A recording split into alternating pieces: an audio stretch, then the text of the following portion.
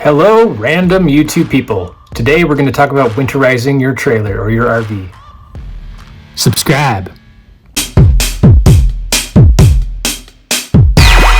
There are plenty of videos out here on this topic in YouTube, so thanks for clicking on this video.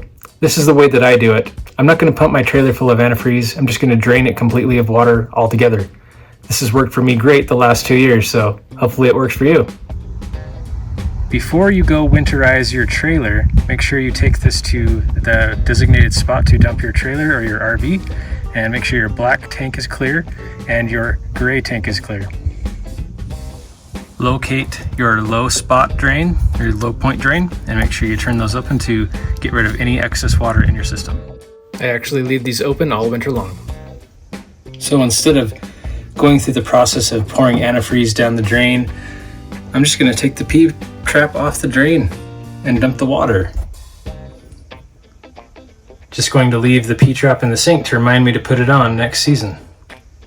Because I cannot reach the P-trap for the shower, I will pour some RV and marine antifreeze down the drain here, just so that the antifreeze does get stuck in the P-trap or the shower. Next, I'll take the P-trap off of the sink and drain the water from here. So instead of pouring antifreeze in here to just sit here, I'm just going to take the water right out.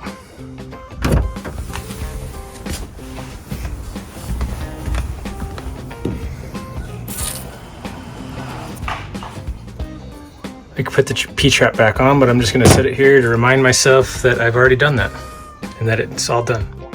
As you can see, I'm leaving the faucets open.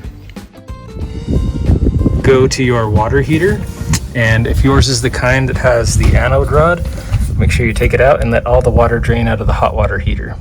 You can even blow some air in there to get the excess water out if you have like an air compressor. Going to run my generator one last time. You should do this every month for about 30 minutes just to keep your generator fresh.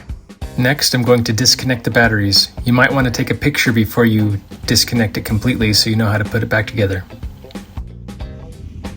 Here are the batteries disconnected. We're going to hook these up to a trickle charger.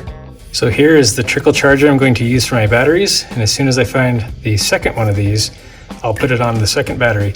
But you can see this one allows you to pick from a 12 volt, an AMG, a lithium, or even a 6 volt, because some people use like golf cart batteries in their trailers for running solar panel setups and things like that.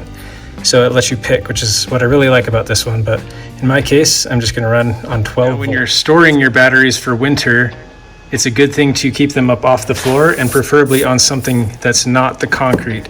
So I just have it up on my workbench here on a solid wood surface. So it's much warmer inside the garage.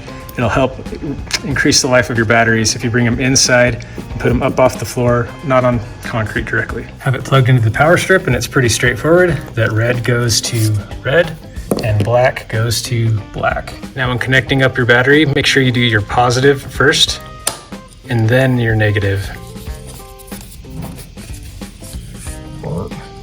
Might have to untangle these cords to reach that far. Yep, all right, positive first, negative second. And then make sure that you select the correct battery type.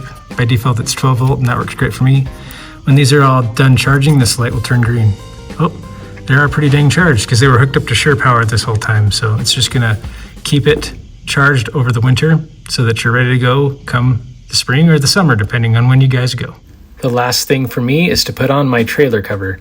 If you don't have one, that is okay, but it really does help to keep the snow and ice and things off the trailer if you're in an area that does have snow and ice. So here we go.